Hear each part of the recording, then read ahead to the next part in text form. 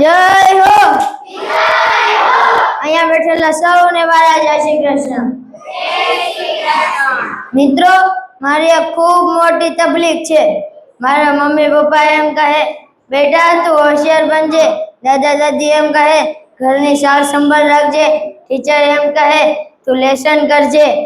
અને મારા મિત્રો તો એમ કહે કે તું આવો ને આવો જ રહેજે, નહીં તો અમને હસાવશે કોણ? એટલે મેં આજે એવું નક્કી કર્યું કે હું આજે મારા મિત્રની વાત માની અહીંયા તમને હસાવવા આવી ગયો. બોલો, તમારે બધાને હસવું છે ને? તો પછી પેટ પકડીને હસજો, અને પાછા બીજાનું પેટ નહીં પકડતા, પોતાનું પેટ પકડીને હસજો. હું નાનો હતો ત્યારે બધા મારા ગાલ ખેંચતા, પછી હું મોટો થઈ ગયો તે બધા મારા પગ ખેંચે. બોલો મિત્રો, જિંદગીનો એક નિયમ છે, માણસ ગમે એટલો મોટો થઈ જાય પણ પગ ખેંચવાનું તો બંધ થતું જ નથી. એક દિવસ ટીચરે ક્લાસમાં સવાલ પૂછ્યો, પત્નીને સંસ્કૃતમાં શું કહેવાય? મારા મિત્ર બગલાએ તરત જ આંગળી ઊંચી કરી. ટીચર કહે, બોલ બગલા, પત્નીના સંસ્કૃતમાં શું કહેવાય?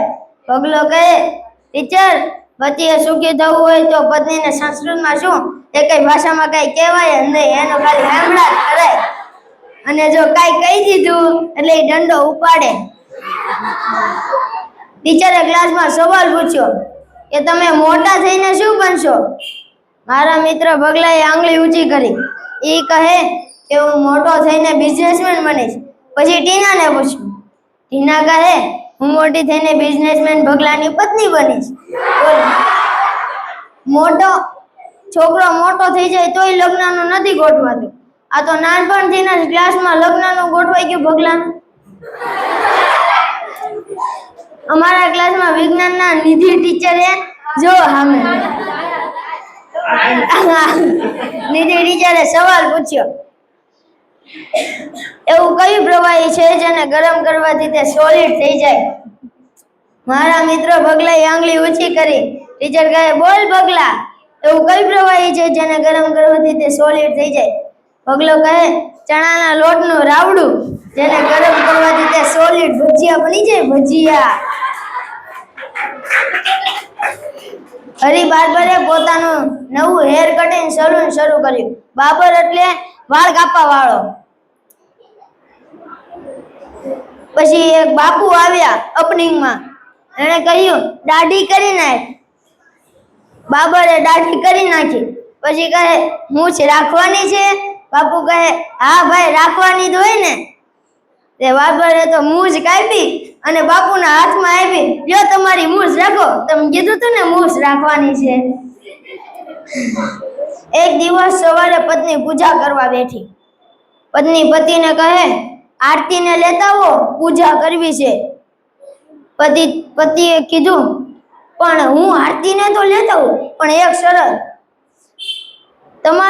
તમારે બેને ઝઘડવાનું નહીં, સંપીને રહેવાનું. પછી પત્નીએ તો પતિને ધોકાવી નાખ્યો. એક દિવસ પતિ પત્નીનો ઝઘડો થયો, ખૂબ મોટો ઝઘડો થયો. પતિ પત્નીને કહે, તું અત્યારે ને અત્યારે અહીંથી જતી રહે.